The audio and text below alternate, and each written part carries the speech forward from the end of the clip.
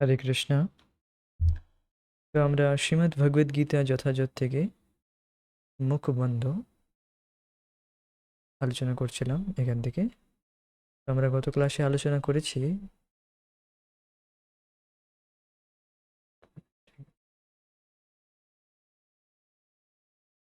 ভগবদ গীতার 5টি বিষয় সম্বন্ধে আমরা আলোচনা করেছি: ঈশ্বর, জীব, প্রকৃতি, কাল, কর্ম। এর মধ্যে 4টি বিষয় হচ্ছে শাশ্বত। কি কি?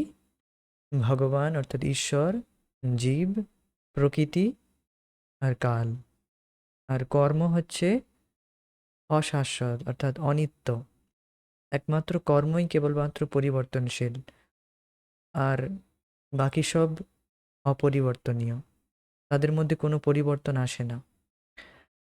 প্রকৃতির মধ্যে কিছু পরিবর্তন দেখা গেলেও এই প্রকৃতির মধ্যে যে পরিবর্তন, এই প্রসেসটি নিত্য, তাই এই প্রকৃতিও নিত্য। তো এগুলো আমরা আলোচনা করেছি। আজকে আমরা খুবই সুন্দর বিষয়ে আলোচনা করব, কনসাসনেসের বিষয়ে। চেতনাকে শুদ্ধ করার বিষয়ে আমরা আলোচনা করব। কতটা গুরুত্বপূর্ণ চেতনাকে শুদ্ধ করা। আমাদের চেতনার অশুদ্ধতার জন্য, দূষিত হওয়ার জন্য আমরা যে কতটা ভয়ঙ্কর পরিস্থিতিতে রয়েছি, এটা আজকে একটু দেখব। তারপর আমরা মুক্তির বিষয়ে আলোচনা করব, যে প্রকৃত মুক্তি কি। So now let's start.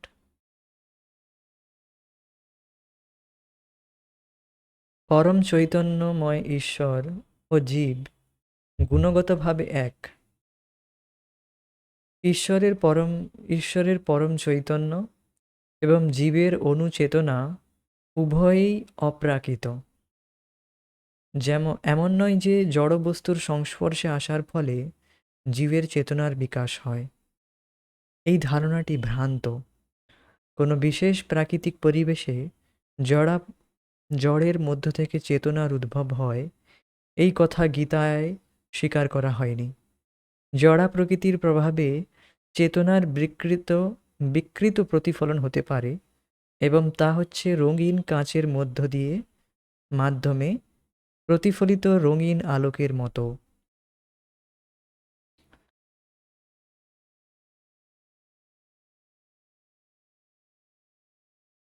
তো গুণগতভাবে ভগবানের সাথে জীবের ঐক্য রয়েছে। যেমন উদাহরণ দেওয়া হয়েছিল গত ক্লাসে, হ্যাঁ, যে এক সমুদ্রের এক কণা জল আর স্বর্ণখনির এক কণা স্বর্ণ, এই দুটির মধ্যেই যে অণু পরিমাণের যে বিষয়টি রয়েছে, যে সমুদ্রের এক কণা জল আর স্বর্ণখনির এক কণা সোনা, দুজনের মধ্যেই যে গুণগতভাবে ঐক্য রয়েছে, দুটি উদাহরণের মধ্যেই। তো এই দুটি উদাহরণ দেওয়া হয়েছিল। তো তেমনি ভগবানের সাথে জীবের গুণগতভাবে ঐক্যতা রয়েছে, কিন্তু ভগবান হচ্ছে বিভু আর জীব হচ্ছে অনু চৈতন্য বলা হয় জীবকে। সো আরও উদাহরণ দেওয়া হয়েছিল যে আগুন আগুনের মধ্যে যে স্ফুলিঙ্গ থাকে, তার মধ্যেও গুণগতভাবে ঐক্য রয়েছে। তার মধ্যেও হিট রয়েছে আর প্রকাশ রয়েছে, তাপ আর আলো রয়েছে, গুণগতভাবে ঐক্যতা রয়েছে। কিন্তু এমন নয় যে জড় বস্তুর সংস্পর্শে আসার ফলে জীবের চেতনার বিকাশ হয়। এটি একটি ভুল ধারণা, যেটি তথাকথিত শিক্ষা ব্যবস্থায় আজকে আমরা শিখেছি কি কিছু বিক্রিয়ার মাধ্যমে নাকি চেতনার সৃষ্টি হয়েছে। কিন্তু এটি ভ্রান্ত, এই ধারণাটি ভ্রান্ত ধারণা। কোনো বিশেষ প্রাকৃতিক পরিবেশে জড়ের মধ্যে থেকে চেতনের উদ্ভব হয়, সেই কথাই গীতায় স্বীকার করা হয়নি। হ্যাঁ, সো কিছু তথাকথিত বিজ্ঞানীরা তারা এইভাবে আবিষ্কার করেছে যে বিশেষ প্রাকৃতিক পরিবেশে নাকি চেতনার সৃষ্টি হয়েছে, তা নয়।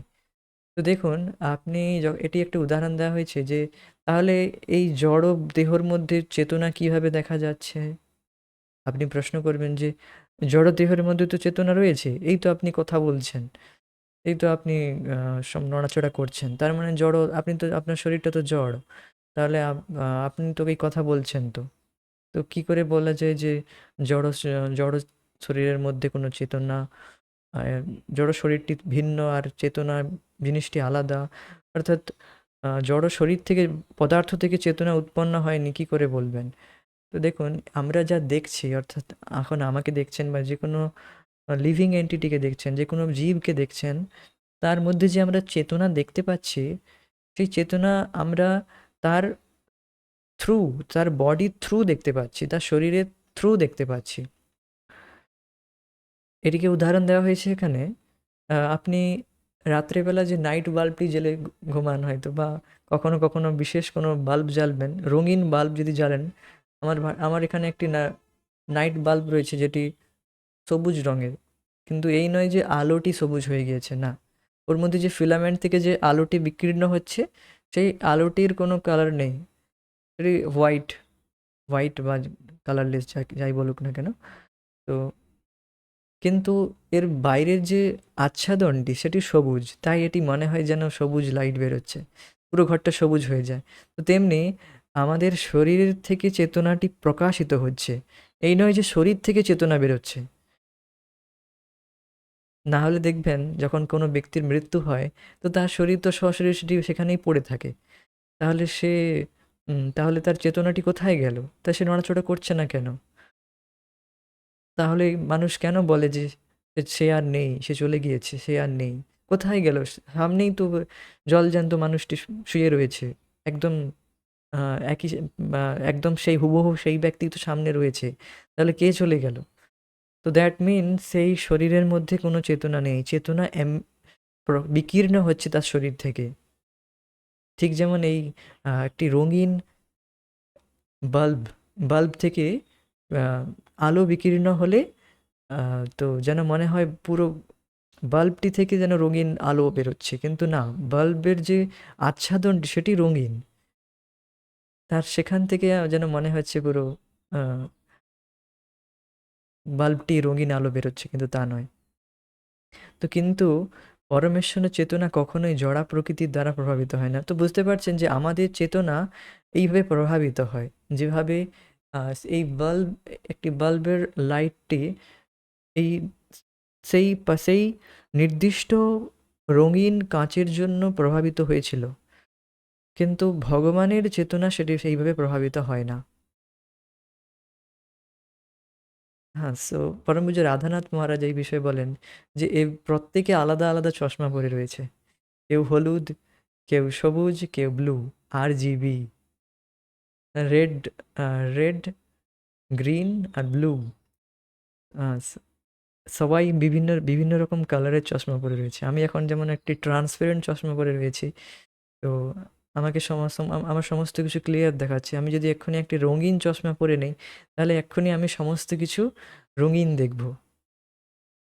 সো একটি একটি বিশেষ প্রকৃতির একটি বিশেষ গুণের সংস্পর্শ করেছে, সংস্পর্শে এসেছে, আর সেই রকমভাবে জগৎটিকে দেখছে, সেই গুণের দ্বারা প্রভাবিত হয়ে। কিন্তু ভগবান এইভাবে প্রভাবিত হয় না। ভগবান যখন এই জগতে আসেন, অবতরিত হন, তিনি কিন্তু প্রভাবিত হন না। কিন্তু এই মায়াবাদী সন্ন্যাসীরা, মায়াবাদীরা কি বলে, যে ভগবান যখন আসেন তিনিও প্রকৃতির দ্বারা প্রভাবিত হয়ে একটি মায়া প্রস্তুত করেন, কিন্তু না, তা নয়। ভগবান তার সচ্চিদানন্দ স্বরূপটিই নিয়ে আসেন।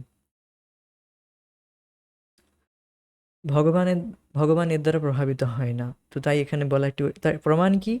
ভগবান শ্রীকৃষ্ণ বলছেন, ময়া ধক্ষেন প্রকৃতি, আমার দ্বারা প্রকৃতি চালিত হয়। তো আমি প্রকৃতির দ্বারা নিয়ন্ত্রিত হই না, আমার দ্বারা প্রকৃতি নিয়ন্ত্রিত হয়। তিনি যখন এই জড় জগতে অবতরণ করেন, তখন তার চেতনা জড়া প্রকৃতির দ্বারা প্রভাবান্বিত হয় না। তাই যদি হতো, তবে তিনি পরম তত্ত্বজ্ঞান সমন্বিত ভগবদ্গীতার জ্ঞান দান করতে পারতেন না। জড়া প্রকৃতির দ্বারা চেতনা যতক্ষণ কলুষিত থাকে, ততক্ষণ অপ্রাকৃত জগৎ সম্বন্ধে কোনো জ্ঞান ব্যক্ত করা যায় না। ভগবান পরম চৈতন্যময় এবং তিনি জড়া প্রকৃতির কলুষ থেকে সম্পূর্ণ মুক্ত। তো একজন ব্যক্তি যতক্ষণ সে জড়া প্রকৃতির জড়া প্রকৃতির থেকে প্রভাবিত নয়, যতক্ষণ পর্যন্ত সে প্রভাবিত, ততক্ষণ সে কিন্তু কোনো রকম আধ্যাত্মিক জ্ঞান প্রস্তুত করতে পারবে না। আর ভগবদ্গীতার জ্ঞানটি সম্পূর্ণ আধ্যাত্মিক জ্ঞান, সম্পূর্ণ একটি আধ্যাত্মিক জ্ঞান, যেটি সম্পূর্ণ আত্মা ভগবানের সম্বন্ধে জ্ঞান দেওয়া হয়। তো এই জ্ঞানটি উম, আদ- যে ব্যক্তি এই জ্ঞান দিচ্ছেন সে অবশ্যই প্রকৃতির পরে রয়েছেন, নাহলে এত মহান জ্ঞান কেউ প্রদান করতে পারে না। তো ভগবান হচ্ছেন এই রকম অপ্রাকৃত ব্যক্তি, তিনি এই জন্য এই অপ্রাকৃত জ্ঞান দান করছেন। আর এই জগতের মানুষ দেখবেন, যে সমস্ত জ্ঞান দিচ্ছেন, যে সমস্ত কিছু তারা জ্ঞান রূপে বলছেন, তা কিন্তু প্রকৃতির দ্বারা প্রভাবিত, জড় প্রকৃতির দ্বারা প্রভাবিত জ্ঞান। তো এখানে একটি বিষয়, এখানে বিষয় যে বলা হচ্ছে যে যতক্ষণ একজন ব্যক্তি প্রকৃতির দ্বারা, প্রকৃতির গুণের দ্বারা প্রভাবিত, সে কোনোদিন দিব্য জ্ঞান দিতে পারে না, সে কোনোদিন আধ্যাত্মিক জ্ঞান দিতে পারে না। অর্থাৎ আমি আপনি এই নয় যে কোনো রকম একটি আধ্যাত্মিক জ্ঞান সৃষ্টি করে ফেলব, তা সম্ভব নয়। আমরা প্রায়ই এই জগতে প্রভাবিত হয়ে যাই যখন কোনো ব্যক্তি তার এইরকম কিছু আধ্যাত্মিক জ্ঞান সে প্রস্তুত করে। আর বেসিক্যালি বেশিরভাগ সেই সমস্ত জ্ঞান কিন্তু মানসিক জল্পনা কল্পনা থেকেই সৃষ্টি হয়। তো আমাদের খুবই সচেতন হতে হবে যে আমরা কেবল ভগবান শ্রীকৃষ্ণ থেকে যে জ্ঞান পরম্পরায় লাভ হচ্ছে, সেই জ্ঞানই আমরা গ্রহণ করব, বাকি সব নয়। বাকি সমস্ত কিছু কেবলমাত্র জল্পনা কল্পনা। যেমন আমি এখন, আপনি বলবেন তো আপনি তো প্রকৃতির দ্বারা প্রভাবিত, আপনি কেন এই সমস্ত কিছু আলোচনা করছেন?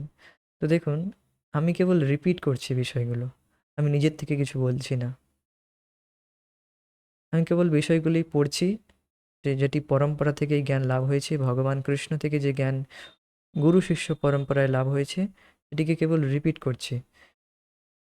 সো এটি বিষয়। আমার আপনার ক্ষমতা নেই যে আমি যে কোনো আধ্যাত্মিক জ্ঞান আমরা প্রস্তুত করতে পারবো। It's not possible. তো ভগবান পরম চৈতন্যময়, তিনি জড়া প্রকৃতির কলুষ থেকে সম্পূর্ণভাবে মুক্ত। তাই অপ্রাকৃত জগতের পূর্ণ জ্ঞান কেবল তিনিই দান করতে পারেন। আমাদের চেতনা এখন জড়া প্রকৃতির প্রভাবে কলুষিত হয়ে আছে। তাই ভগবদ্গীতার মাধ্যমে ভগবান আমাদের শিক্ষা দিয়েছেন কিভাবে আমাদের চেতনা কলুষমুক্ত হয়ে পবিত্র হলে আমাদের অন্তর ভগবতমুখী হয়ে ওঠে, এবং তখন আমাদের কর্তব্য কর্মই ভগবানের ইচ্ছানুসারে সাধিত হয়, ফলে আমরা সুখী হতে পারি। খুবই গুরুত্বপূর্ণ লাইন এখানে বলা হয়েছে।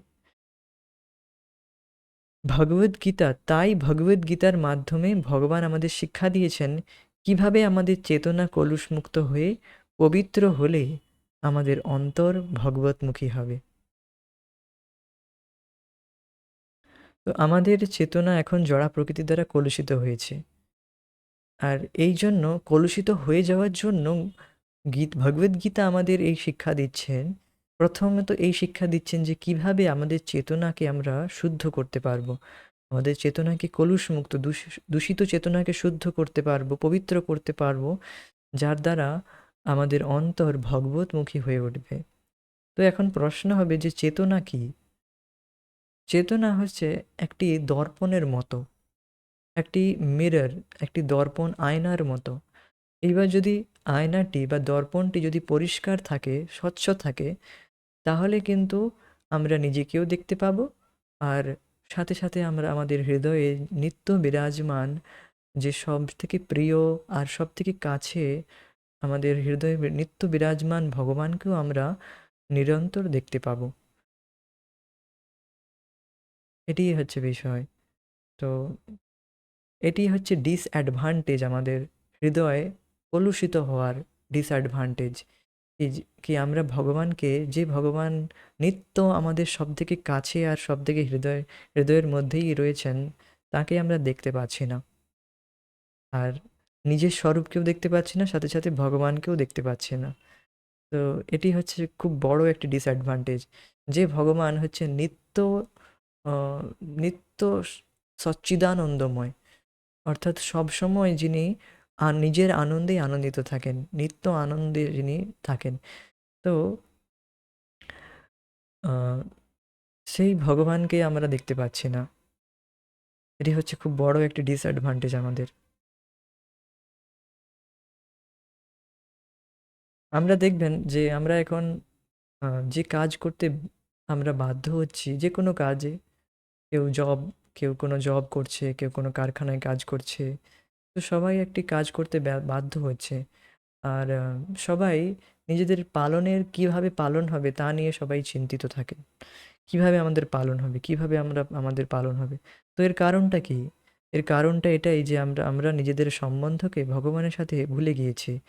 আমরা আমরা ভয় পাই যে যদি আমি এই কাজ না করি তাহলে আমার আমার পালন কি করে হবে, আমার পালন কি করে হবে। তো আমরা সবাই আম, একটি ভীত অবস্থায় রয়েছি, আর একটি আহ, অসুরক্ষিত মনে করি নিজেকে, যে কিভাবে আমার পালন হবে, কিভাবে আমার চলবে, যদি আমি অমুক কাজ না করি, তমুক কাজ না করি, আমি যদি জব না করি তাহলে আমার কি করে চলবে। সো একটি অসুরক্ষিত অবস্থায় আমরা নিজেকে মনে করি। সো এই যে অসুরক্ষিত অবস্থাটি আমরা মনে করছি, বা যেটি যেটি আমাদেরকে আমরা বাধ্য হচ্ছি করতে, তো এটার কারণ হচ্ছে যে কলুষিত চেতনা। এটা আমাদের ডায়াগনোস করতে হবে, বুঝতে হবে যে হ্যাঁ, আমার চেতনাটি অশুদ্ধ হওয়ার জন্যই এই রকম আমাকে এখন করতে হচ্ছে। নয়তো দেখুন, যে সমস্ত পশু পাখিরা, তাদের প্রত্যেকটি পশু পাখি থেকে শুরু করে সবার পালন ভগবান করছেন।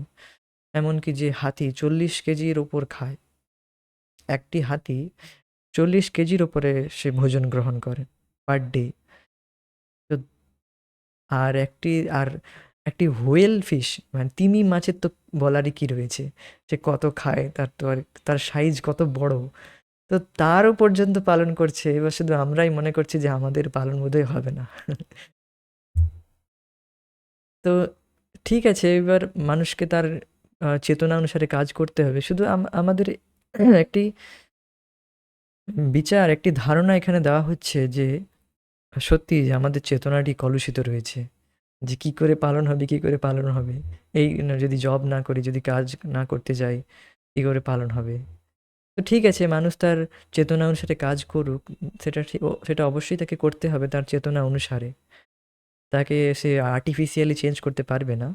কিন্তু তাকে এটি দেখতে হবে যে সত্যি আমার চেতনাটি কত কলুষিত। হ্যাঁ, যে এইরকম ঘোর কর্মে আমাকে নিযুক্ত হতে হচ্ছে। সো যখন এইভাবে ব্যক্তি বুঝতে পারে, তখন সে সচেতন হবে যে সত্যি আমার চেতনাকে আমার শুদ্ধ করা প্রয়োজন রয়েছে। তখনই সে ভগবদ গীতার মাধ্যমে ভগবদ গীতার শিক্ষাগুলি গ্রহণ করবে, আর যার দ্বারা সে চাইবে যে হ্যাঁ, আমাকে আমার চেতনাকে কলুষ মুক্ত করতে হবে, যার দ্বারা আম, আমার মন সদা ভগবতমুখী, ভগবানের দিকে উন্মুখ হয়ে উঠবে। তো সো বুঝতেই পারছেন যে আমাদের চেতনাটি এখন অশুদ্ধ হওয়ার জন্য, দূষিত হওয়ার জন্যই আমরা ভগবানকে দেখতে পাচ্ছি না। আমরা ভগবান রয়েছেন বলে তাও আমরা অনুভব করতে পারছি না। তো যত আমরা ভগবত সেবায় নিযুক্ত হব, তো এখন প্রশ্ন হবে কিভাবে এই শিক্ষা ভগবদ্গীতায় দেওয়া রয়েছে, যে কিভাবে আমরা ভগবত সেবায় উন্মুক্ত হব, কিভাবে আমরা ভগবানের সেবা করে তবে আমরা চেতনাকে শুদ্ধ করতে পারবো। মেনলি বাই হিয়ারিং, চ্যান্টিং, জপ করে, ভগবানের নাম হরে কৃষ্ণ মহামন্ত্র জপ করে, ভগবদ্গীতা নিত্য শ্রবণ করে, আর প্রসাদ গ্রহণ করে। এইগুলো নিত্য করেই আমরা প্রকৃতভাবে আমাদের চেতনাকে শুদ্ধ করতে পারবো। হুম। তো তখনই স্বাভাবিকভাবে আমাদের মন ভগবানের দিকে উন্মুখ হবে। তো এবং তখন আমাদের সমস্ত কর্তব্যকর্মই ভগবানের ইচ্ছানুসারে সাধিত হয়, ফলে আমরা সুখী হতে পারি। তো তো পবিত্র কর্ম মানে কি? পবিত্র কর্ম মানে এখানে পবিত্র কর্ম এই যে রয়েছে, হয়ে পবিত্র হলে, চেতনা যদি পবিত্র হলে আমাদের অন্তর ভগবতমুখী হয়ে ওঠে, তখন আমাদের সমস্ত কর্তব্য কর্মই ভগবানের ইচ্ছানুসারে সাধিত হয়, ফলে আমরা সুখী হতে পারি।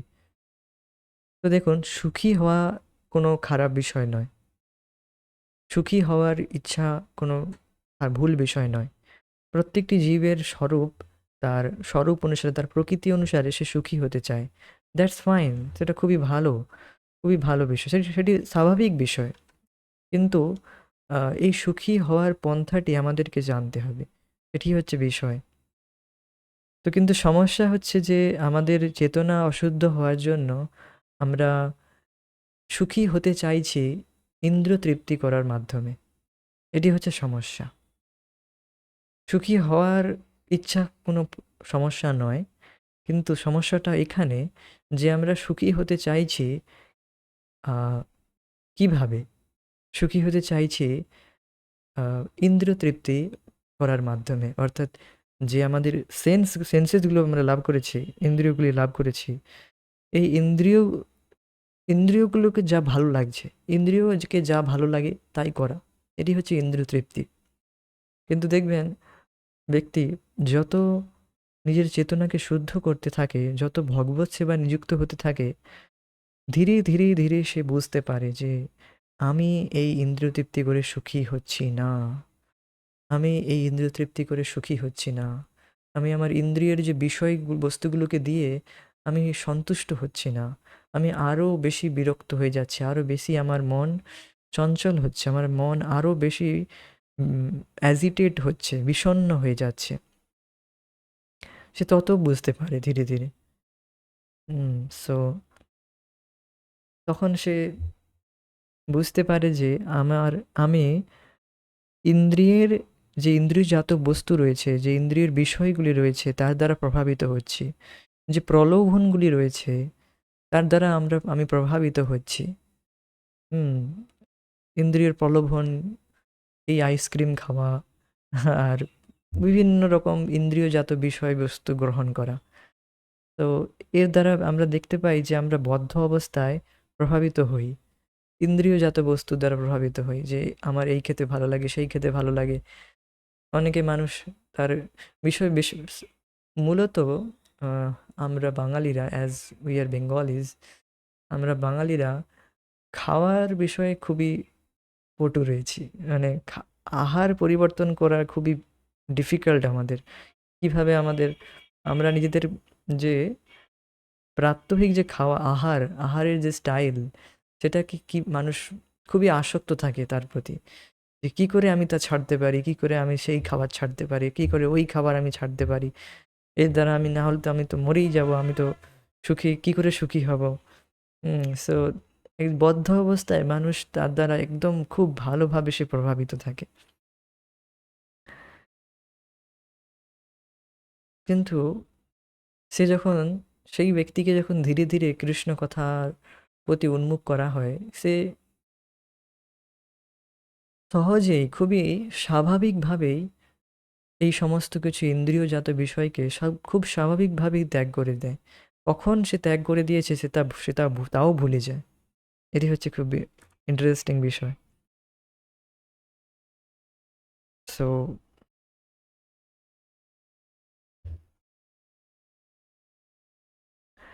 তো এখানে যে বলা হয়েছে কর্তব্য কর্মই, তখন আমাদের সমস্ত কর্তব্য কর্মই ভগবানের ইচ্ছানুসারে সাধিত হয়। তো এই জড় কলুষতার জন্য আমাদের যে কর্তব্য কর্ম, তা ভগবানের ইচ্ছা অনুসারে সাধিত হয় না।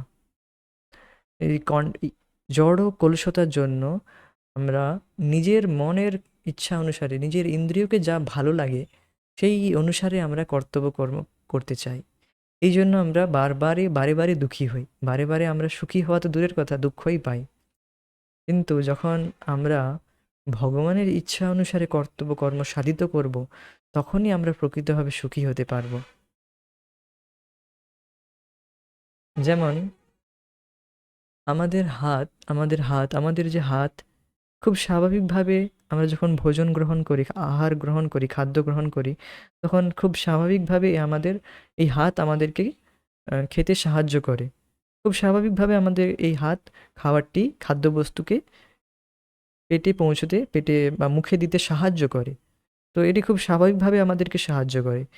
ঠিক তেমনি আমরা ভগবানের অংশ হওয়ায় এটি খুব স্বাভাবিক যে আমরা ভগবানের ইচ্ছা অনুসারে কাজ করব। কিন্তু এই মেটেরিয়াল জড় কলুষতার জন্য এই স্বাভাবিক যে পন্থাটি, যে স্বাভাবিক ন্যাচারাল যে ফ্লো, সেটি বন্ধ হয়ে গিয়েছে। ঠিক যেমন গঙ্গার স্রোত, গঙ্গার স্বাভাবিক প্রবাহ সমুদ্রের দিকে হয়, সমুদ্রের দিকেই সে বইতে থাকে। কিন্তু তো ঠিক তেমনি আমাদের স্বাভাবিক ফ্লো, ন্যাচারাল ফ্লো ভগবানের সেবায়, ভগবানের ইচ্ছা অনুসারে কাজ করা উচিত, কাজ করা হয়। তো কিন্তু মেটেরিয়াল কন্টামিনেশনের জন্য আমাদের সেই স্বাভাবিক যে ফ্লো তা বন্ধ হয়ে গিয়েছে। বুঝতে পারছেন যে কতটা দুঃখময়, কতটা আমাদের যে স্বাভাবিক ন্যাচারাল যে ফ্লো তা বন্ধ হয়ে গেছে, তা আচ্ছাদিত করা হয়েছে। সো এটাই হচ্ছে বিষয়।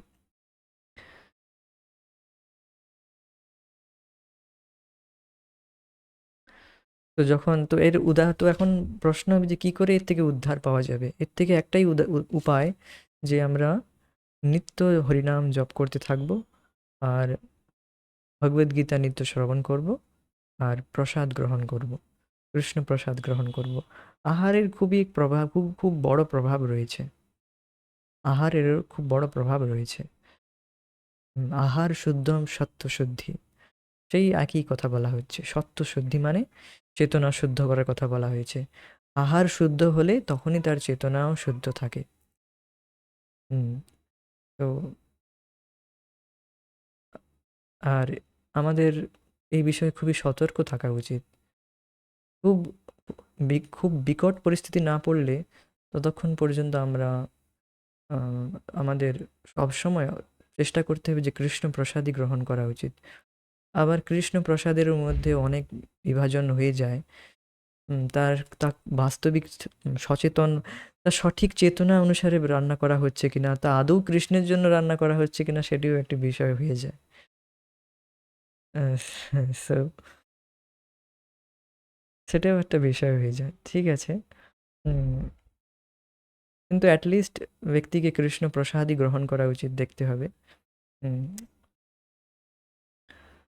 As much as possible. So আমি এই বিষয়টি লক্ষ্য করেছি যে উম, এটি হয়, এটি যখন আপনি নিরন্তর অভ্যাস করতে থাকবেন, যেমন এখানে বলা হয়েছে, তেমনি যদি এই রকম অভ্যাস আমরা নিরন্তর করতে থাকি, একটি শুদ্ধ সত্যময় জীবন, একটি শুদ্ধতার সাথে জীবনযাপন করলে, তখন তার মধ্যে যদি কোনো অশুদ্ধতা চলে আসে, কোনো রকমভাবে যদি আমাদের বাইরে থেকে বা কোনো কোথাও অন্য কোথাও থেকে কোনো রকমভাবে প্রসাদ আমাদের গ্রহণ করতে হয়, যেটি সঠিক চেতনায় তৈরি হয়নি, আদৌ সেটি কৃষ্ণের জন্য রান্না হয়েছে কিনা, বা কোনো কর্মীর দ্বারা হয়তো রান্না হয়েছে, কোনো রকমভাবে প্রসাদ মিশিয়ে দেওয়া হয়েছে, যা কিছু করা হয়েছে, যাই হোক, তো তখন সেটি বোঝা যায় তার মধ্যে চেতনার যে কত আকাশ পাতাল তফাৎ, সেটি বুঝতে পারা যায়। কখন বুঝতে পারা যায়? যখন আমাদের চেতনা শুদ্ধ হয়েছে, তখন এই পার্থক্য আমরা বুঝতে পারি। আমাদের চেতনা শুদ্ধ হওয়ার লক্ষণ যে ক্ল্যারিটি, স্পষ্টতা, আর শুদ্ধতা, আর মনের মধ্যে শান্তি আসা, সেরেনিটি, যে মন শান্ত হয়েছে, তার মধ্যে থেকে বোঝা যাচ্ছে যে হ্যাঁ, আমার চেতনা শুদ্ধ হয়েছে। আর যদি চেতনা আর দূষিত হওয়ার চেতনা দূষিত হওয়ার লক্ষণ হচ্ছে ভগবানের প্রতি মন যাচ্ছে না, ভগবত সেবায় মন যাচ্ছে না, চেতনা আর মন সবসময় সদা চঞ্চল, বিষণ্ণ, অ্যাজিটেড রয়েছে, তার মানে এটার লক্ষণ হচ্ছে আমাদের চেতনা দূষিত রয়েছে। দ্যাট মিন উই শুড নাও, আমাদের তার মানে এটা নিয়ে আবার খুব বেশি যে হতাশ হয়ে যাওয়ারও কারণ নেই। আমার রোগ হয়েছে, আমাকে ওষুধ নিয়মিত খেতে হবে, দ্যাটস অল আর কি। এর জন্য যে অনেকে শোক করতে থাকে যে এইবার আমার কি হবে, আমার তো এত রোগ হয়েছে, এখন আমি তো ঠিক হতে পারবো না, তা নয়। চেতনা অশুদ্ধ রয়েছে এটি যে অনুভব করা, এটিও খুব বড় বিষয়। যে জড় জাগতিক মানুষেরা রয়েছে, তারা এটিও পর্যন্ত ভাবে না যে তাদের চেতনা শুদ্ধ অশুদ্ধ, এ সমস্ত কোনো কিছু ভাবা তো দূরের কথা, তারা এটিও জানে না যে চেতনা বলে কিছু বিষয় রয়েছে বলে। তো এই হচ্ছে বিষয়। তো এরপরে আমরা পড়তে থাকি। এমন নয় যে কর্মের বন্ধন থেকে মুক্ত হতে হলে আমাদের সমস্ত কর্তব্যকর্ম ত্যাগ করতে হবে। কর্মবন্ধন থেকে মুক্ত হওয়ার উপায় হচ্ছে কর্তব্য কর্মকে পবিত্র করা। এই পবিত্র কর্মেরই নাম ভক্তি। তো পবিত্র কর্মের অর্থ কি? পবিত্র কর্ম অর্থাৎ কৃষ্ণের জন্য কর্ম করা, কৃষ্ণের জন্য কাজ, কৃষ্ণের সন্তুষ্টির জন্য কাজ করা, সেটাই হচ্ছে পবিত্র কর্ম। তো এখন এখন আপনি এখন দেখুন, আমি এই নয় যে আমি চুপ করে রয়েছি, আমি নিরন্তর কথা বলে যাচ্ছি, নিরন্তর বলে যাচ্ছি। এই নয় যে আমি চুপচাপ বসে রয়েছি বা এখন কেউ কিছু বলবে না, এখন সবাই ধ্যান করবে। না, সেটি সম্ভব নয়। আমরা হচ্ছে চেতন প্রাণী, চেতন জীব। আমাদের কিছু না কিছু করতে হয়, কিছু না কিছু একটা, আমাদের কিছু না কিছু ভাবতে হয়। আমরা এই নয় যে কেউ আমাদেরকে বলছে, এই যে বৌদ্ধ ফিলোজফিরা রয়েছে বা আর মায়াবাদী ফিলোজফিরা রয়েছে, তারা এইরকম বলে যে কিছু বলা যাবে না, কিছু ভাবা যাবে না, আর কিছু করা যাবে না। শূন্যের ধ্যান করো, কিচ্ছু একটি যে কিছু যা কিছু বলবে।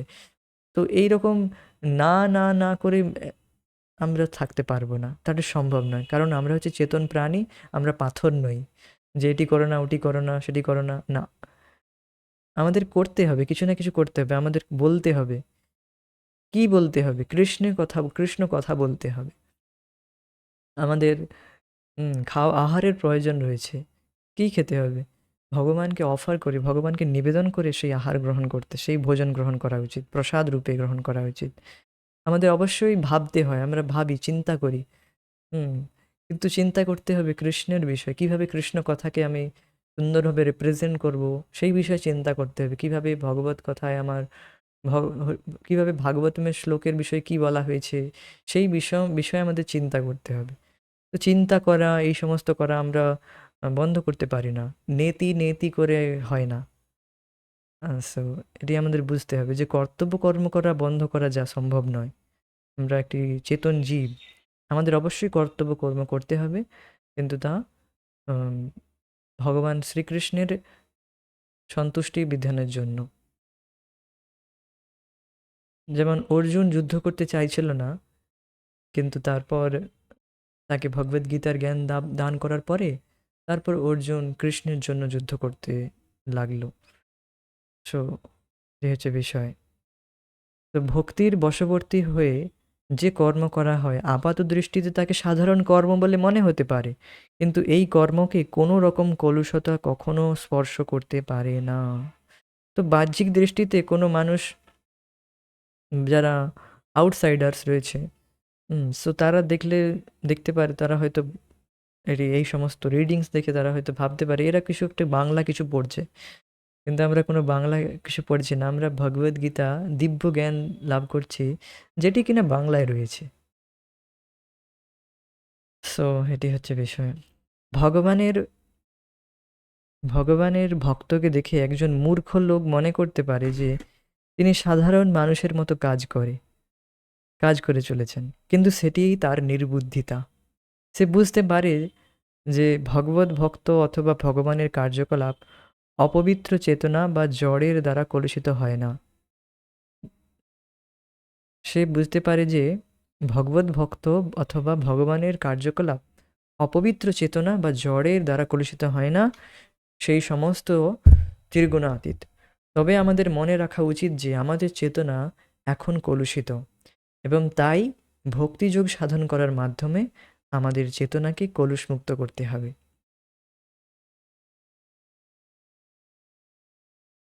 আমরা যখন জড়ের প্রভাবে কলুষিত থাকি, তখন আমাদের এই অবস্থাকে বলা হয় বদ্ধ অবস্থা। এই বদ্ধ অবস্থায় আমাদের চেতনা বিকৃত হয়ে থাকে, এবং তার ফলে আমরা মনে করি যে জড় পদার্থ থেকে আমরা উদ্ভূত হয়েছি। এরই নাম অহংকার। তো এই কলুষিত চেতনার জন্য আমরা মনে করি যে এই জড় পদার্থ থেকে আমি উদ্ভূত হয়েছি। আমি নিজেকে এই জড় শরীর বলে মনে করি, যে শরীরের মধ্যে কোনো প্রাণ নেই। আমরা নিজেকে মিস আইডেন্টিফাই করি এই শরীরের দ্বারা। তো এটিকে বলা হয় মিথ্যা অহংকার, ফলস ইগো।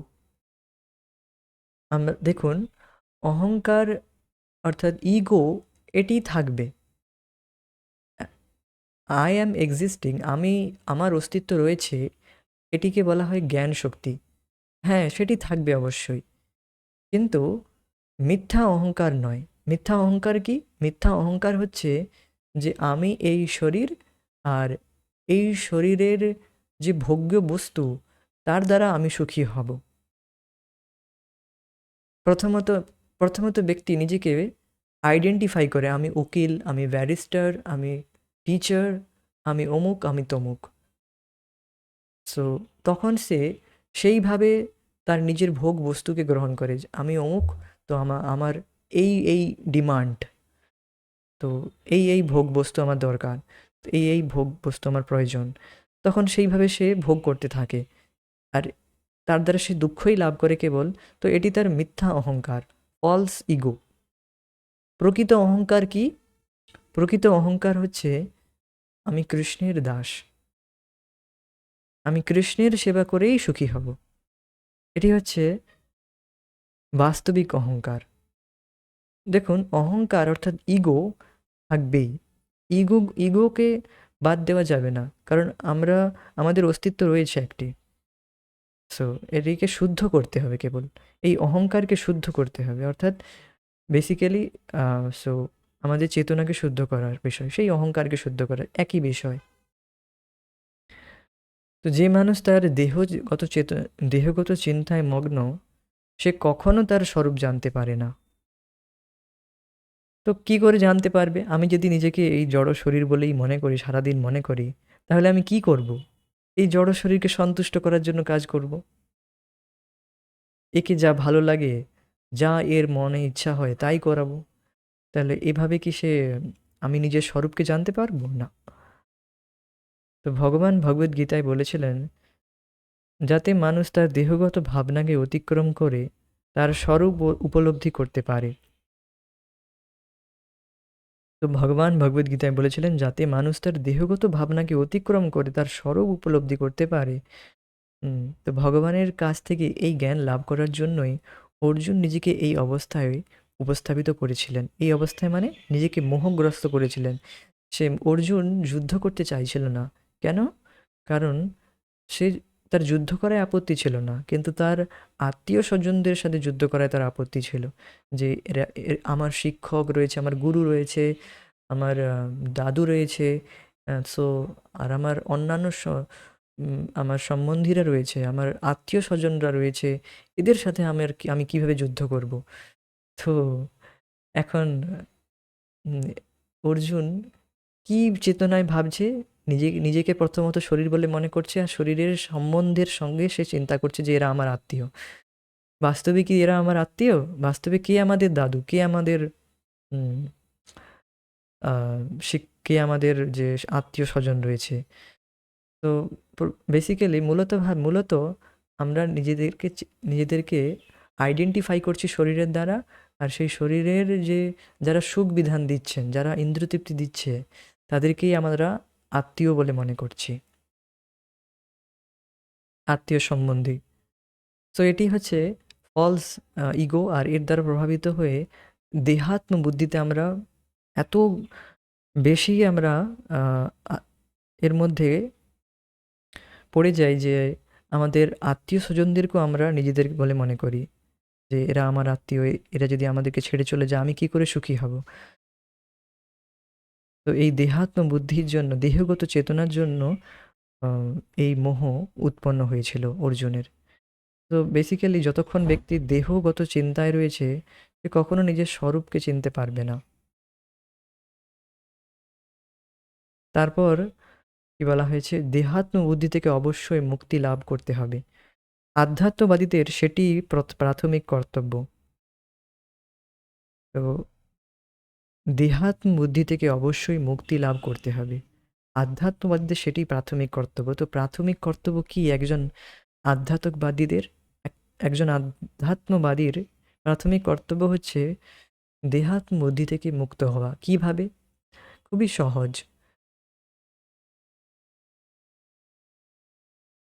যে এটি বোঝা যে আমি এই শরীর নয়। কিভাবে বুঝবো? খুবই সহজ এটি। এখন আমরা একটি বিশেষ শরীরে রয়েছি আর বিশেষভাবে দেখাচ্ছে আমাকে। আজ থেকে প্রায় ৩-৪ বছর আগে আমি একটু অন্যরকম দেখাচ্ছিলাম। আমার শরীরটি অন্যরকম দেখাচ্ছিল। আমি নিজেই লক্ষ্য করলাম যে আমার শরীরের যে ওজন তা প্রায় ডিক্রিজ করেছে কিছুটা। তো আর ফেসটাও কিছুটা পরিবর্তন হয়ে গিয়েছে। আজ থেকে ৩ বছরের রেফারেন্সে আমি দেখছি যখন। তো তার মানে আমি বুঝতে পারছি যে আমার শরীরটি পরিবর্তিত হচ্ছে। তো তাও যদি আমরা না বুঝতে পারি, ৫ বছর বয়সের শরীর দেখবেন, তখন তো সেটি তো একদম সম্পূর্ণ পরিবর্তন। তো তো এর দ্বারা আমরা বুঝতে পারছি যে আমাদের শরীরটি পরিবর্তিত হচ্ছে। We are not growing, we are changing our bodies. আমরা আমাদের শরীরকে পরিবর্তন করছি। আমরা বৃদ্ধিপ্রাপ্ত হচ্ছি না। অনেকের এটি ভুল ধারণা থাকে আমরা বাড়ছি, আমরা লাভ করছি না। আমাদের শরীর পরিবর্তিত হচ্ছে। এর দ্বারা আমরা বুঝতে পারি যে হ্যাঁ, সত্যিই আমার শরীর পরিবর্তিত হচ্ছে। তার মানে আমি এই শরীরটি নয়, আমি এই হাত নয়, আমি এই পা নয়। এভাবে যখন ব্যক্তি একটি শান্ত মস্তিষ্কে সে চিন্তা করতে থাকে, তখন সে এটি বুঝতে পারে যে হ্যাঁ, আমি এই শরীর থেকে আলাদা। তো যখন একজন ব্যক্তি বুঝতে পারবে আমি এই শরীর থেকে আলাদা, তাহলে সে প্রশ্ন করবে কেন আমি এই শরীরে রয়েছি? আমি এই শরীর থেকে আলাদা, তাহলে কেন আমি এই শরীরের মধ্যে রয়েছি? তার মানে আমাকে এই শরীর থেকে মুক্তি লাভ করতে হবে। তো তখনই এই প্রশ্ন জাগবে একজন ব্যক্তির মধ্যে যে আমাকে এই শরীর থেকে মুক্তি লাভ করতে হবে, যখন সে দেহাত্ম বুদ্ধি থেকে উপরে উঠবে। যখন সে এটি বুঝতে পারবে যে সে এই দেহ নয়। আর সে যদি সবসময় এই দেহ বলেই নিজেকে মনে করে, তাহলে সে কী করে এই দেহ থেকে মুক্ত হওয়ার কথা ভাববে? আমি যদি নিজেকে এই শরীর বলেই মনে করি, তাহলে আমি কি করে ভাববো যে আমি এই শরীর থেকে মুক্ত হওয়ার চিন্তা করব? না। তো এই জন্য বলা হয়েছে যে একজন আধ্যাত্মিকবাদীর প্রাথমিক কর্তব্য যে সে তার দেহাত্ম বুদ্ধি থেকে সে মুক্তি লাভ করবে। আমি এই শরীর নয়, আমি এই শরীর থেকে ভিন্ন। আমি ভগবানের অংশ, আমার উচিত ভগবানের সেবা করা। এটি হচ্ছে সঠিক অহংকার। এইভাবে সে যখন কর্ম করতে থাকে, তখন সে আপনা থেকেই দেহাত্ম বুদ্ধি থেকে উপরে উঠে যায়। দেহেতে আত্মবুদ্ধি মানে দেহাত্ম বুদ্ধি। আমি এই দেহ, এটি হচ্ছে দেহাত্ম বুদ্ধি। সো এখন আপনি হয়তো কিছুটা হতাশ হয়ে যাবেন যখন আমরা কখনো কখনো দেহাত্ম বুদ্ধিতে কাজ করে ফেলি। As we are practising devotees, আমরা এখন প্র্যাকটিসিং ডিভোটিকে কি বলবো বাংলায়? আমরা এখন সাধক। তো আমরা এখন সাধক, সাধনা করছি। তো এটি শুনছি যে হ্যাঁ, এইরকম বিষয়। কিন্তু তাও আমরা কখনো, কখনো দেহাত্ম বুদ্ধিতে কাজ করে ফেলি। তো এট লিস্ট আমরা এটি বুঝতে তো পারছি যে আমরা দেহাত্ম বুদ্ধিতে কাজ করে ফেলেছি। এইটুকু রিয়ালাইজেশন তো হচ্ছে। কিন্তু যারা জড়বাদীরা রয়েছে, যারা সারাদিন দেহের জন্যই কাজ করে চলেছে, তাদের তো এইটুকুও বুদ্ধি নেই, এইটুকুও বোধ নেই যে তারা আ দেহাত্ম বুদ্ধিতে রয়েছে, তারা দেহের অনুসারে কাজ করছে। They have no sense. আর আপনি দেখবেন এই গীতার জ্ঞান ছাড়া এই বিষয়ে কোনোদিন আমাদের সচেতনতা জাগেনি যে আমি দেহের জন্য কেন কাজ করছি? কেন আমি এই সমস্ত করছি? এরকম যে নিজের থেকে এই জ্ঞান কখনো উদ্ভূত হয়নি। যতক্ষণ পর্যন্ত আমরা আ ভগবদ্গীতা শুনছি, শ্রবণ করছি, ততক্ষণ এই সচেতনতা আমাদের মধ্যে জাগেনি।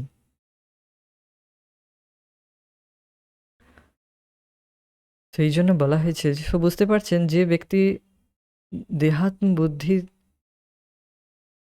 দেহাত্ম বুদ্ধি থেকে দেহাত্ম বুদ্ধি থেকে উপরে উঠতে চাইছে, সেই যে ব্যক্তি এটি বুঝতে পারছে যে সে এই দেহ নয়, সেই দেহাত্ম বুদ্ধি থেকে মুক্তি লাভ করার চেষ্টা করবে। সো এটি হচ্ছে আধ্যাত্মবাদীদের প্রাথমিক লক্ষণ। এটি খুবই গুরুত্বপূর্ণ বিষয়।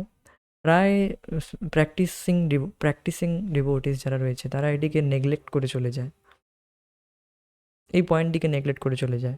প্রাথমিক জিনিসটাই আমরা নেগলেক্ট করে চলে যাই,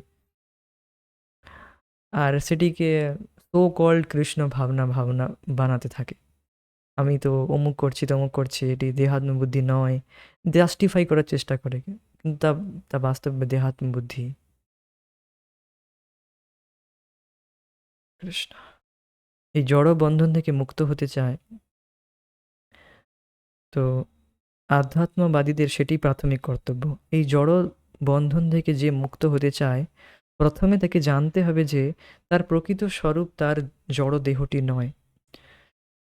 মুক্তির অর্থ হচ্ছে জড় চেতনা থেকে মুক্ত হওয়া। শ্রীমদ্ ভাগবতেও মুক্তির অর্থ ব্যাখ্যা করে বলা হয়েছে, মুক্তির হিত্বা অন্যথা রূপেণ স্বরূপেণ ব্যবস্থিতি। মুক্তির অর্থ হচ্ছে এই জড় জগতের কলুষিত চেতনা থেকে মুক্ত হয়ে শুদ্ধ চেতনার স্তরে অবস্থিত হওয়া। তো মুক্তি মানে এই নয় যে এই শরীর ত্যাগ করে আমি ভগবত ধামে ভগবানের কাছে চলে গেলাম, সেটি কেবল নয়, সেটিও রয়েছে, সেটি বিদেহ মুক্তি বলা হয়। কিন্তু আরও একটি মুক্তি রয়েছে এখানে, যেটি শ্রীমদ্ ভাগবতমে অনুসারে, যে আমরা এই সশরীরে থাকা অবস্থাতেও মুক্ত হতে পারি। কিভাবে? এই শরীরে থাকা অবস্থায় কীভাবে আমরা মুক্ত হতে পারি সেটি বলা হয়েছে। মুক্তির হিত্বা অন্যথা রূপেণ স্বরূপেণ ব্যবস্থিতি। মুক্তি মানে হিত্বা মানে ত্যাগ করে, অন্যথা রূপেণ অন্য সমস্ত রূপকে ত্যাগ করে। অন্য সমস্ত রূপ মানে আমি নিজেকে মনে করছি আমি একজন মহিলা, আমি একজন স্ত্রী, আমি অমুকের মেয়ে, অমুকের স্ত্রী, বা আমি উকিল, ব্যারিস্টার, যাই হোক না কেন। তো এই সমস্ত বিভিন্ন বিভিন্ন সবাই বিভিন্ন রূপ নিয়ে চলছে। তো এই সমস্ত রূপকে ত্যাগ করে স্বরূপেণ ব্যবস্থিতি, নিজের স্বরূপে অবস্থিত হওয়া। নিজের স্বরূপ অর্থাৎ কি? নিজের স্বরূপ কি? আমার স্বরূপ হচ্ছে জীবের স্বরূপ কৃষ্ণের নিত্যদাস। আমার স্বরূপ হচ্ছে কৃষ্ণের সেবা করা। তো যেই রূপে থাকুক না কেন, সে সেই রূপে থেকে সে যদি কৃষ্ণের সেবা করে তাহলে সে মুক্ত। আপনি একজন হাউসওয়াইফ হতে পারেন, বা যাকেও হতে পারেন। তো একজন হাউসওয়াইফের উদাহরণ নেই, তো একজন হাউসওয়াইফ সে বাড়িতেই থাকে সারাদিন। তো সে যদি এখন ভগবানের শ্রী বিগ্রহকে ঘরে রাখেন, বাড়িতে রাখেন, আর সমস্ত সেই একই কাজ করছে, রান্না করছে, ঝাড়ু দিচ্ছেন, সব কিছু করছেন, কিন্তু ভগবানকে কেন্দ্র রেখে, তাহলে সেই ব্যক্তি মুক্ত, সে নিজের স্বরূপে অবস্থিত। কেউ চাকরি করতে যাচ্ছে, তো সে চাকরি করছে যাতে করে তার সে কিছু অর্থ লাভ করবে, সেই অর্থের দ্বারা তার পরিবার মেনটেন হবে কৃষ্ণের সেবা করার জন্য। তো সেও মুক্ত, সেও তার স্বরূপে অবস্থিত। তো মুক্তির অর্থ হচ্ছে এই জড় জগতের কলুষিত চেতনা থেকে মুক্ত হয়ে শুদ্ধ চেতনা স্তরে অবস্থিত হওয়া। শুদ্ধ চেতনা কি? শুদ্ধ চেতনা হচ্ছে কৃষ্ণের সেবা করা, এটি হচ্ছে শুদ্ধ চেতনা। ভেরি সিম্পল, খুব সহজ বিষয়। মুক্ত হওয়া খুবই সহজ। এখন আমরা ভগবদ গীতা আলোচনা করছি, এখন আমরা মুক্ত। আপনি বলবেন, যখন যখন ইন্দ্রিয় তৃপ্তির তেল পড়ে যাই, তাহলে আবার কি করে বদ্ধ হয়ে যাই? যদি আমরা মুক্ত এখন, তাহলে আবার কি করে বদ্ধ হয়ে যাই?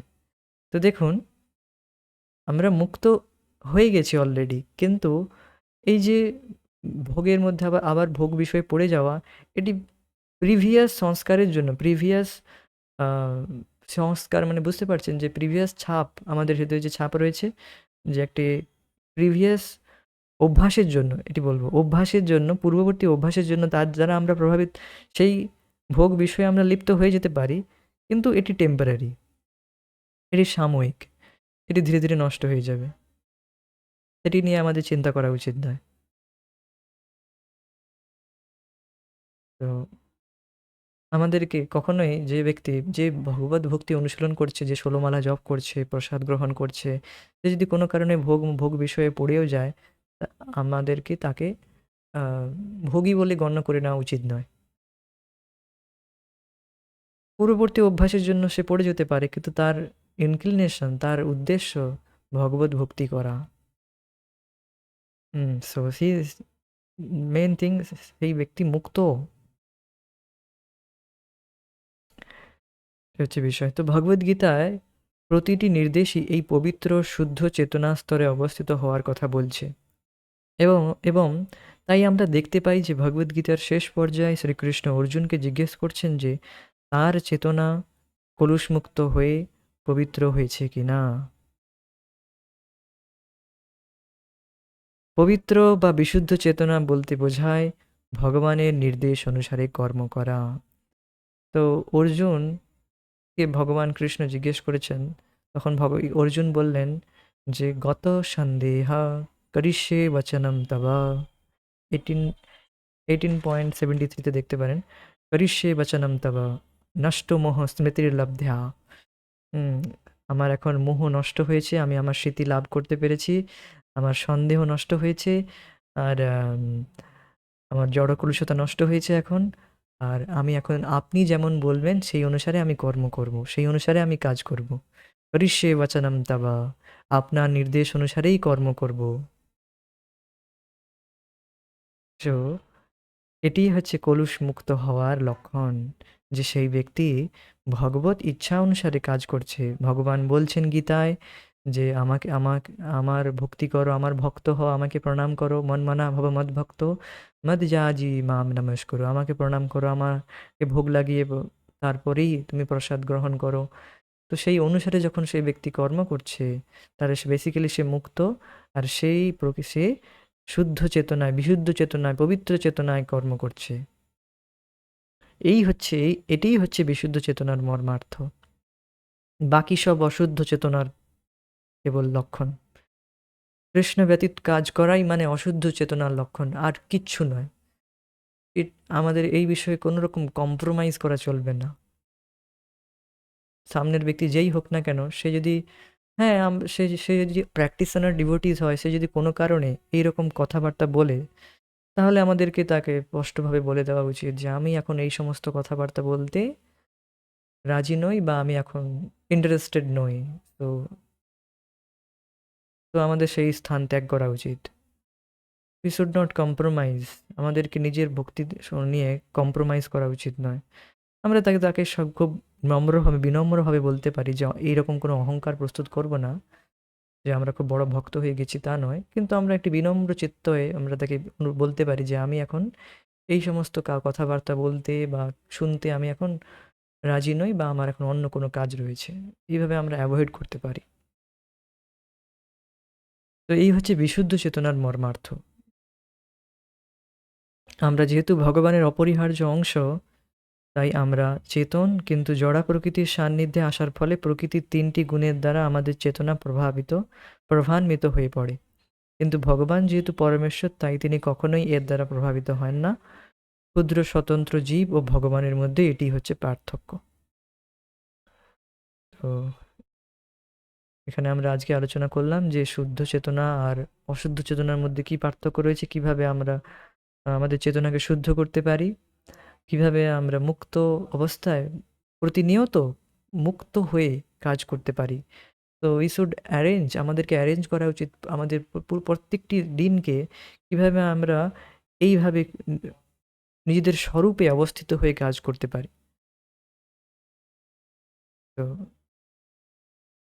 এখানে আমরা আজকে স্থগিত রাখবো। পরবর্তী ক্লাসে আমরা এর থেকে পরবর্তী বিষয়ে আলোচনা করব। হরে কৃষ্ণ। জয় শ্রীল প্রভুপাদ নিতাই গৌর প্রেমানন্দে Hari Hari. Thank you so much. Thank you for joining us. Thank you. Hare Krishna.